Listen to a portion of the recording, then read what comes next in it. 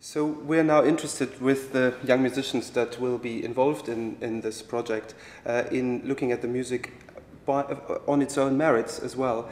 And it's fascinating in the context of the stories of the composers to see how the music was affected by that, and also what role the music played in the life of this community that came over here. Well, I mean, there's no one sort of standard answer to that, because of course some composers continue to compose music irrespective of their circumstances, because it was, I suppose, it was like that, you know, like having meals, it was their lifeblood.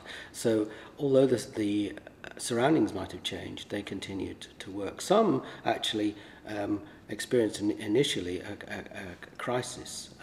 Egon Veles, for example, much established composer, when he came to this country in 1938, he immediately, although he had actually a job to go to, he was rescued, as it were, by his connections with the University of Oxford.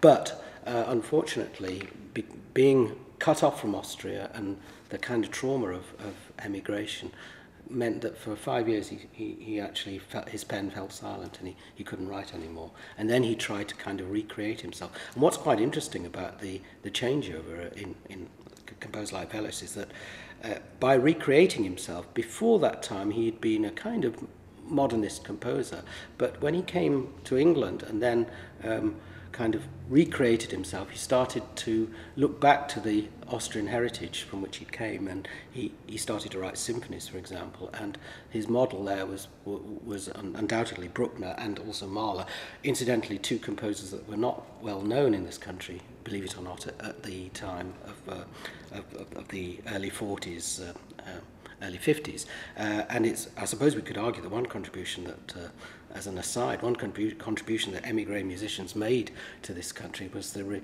recognition of these composers who were completely unknown, particularly Bruckner and Mahler, and now they're absolutely mainstream.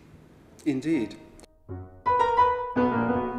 Every morning in the street you can hear the pitter-pat of feet. There are rows of people doing gym to keep the music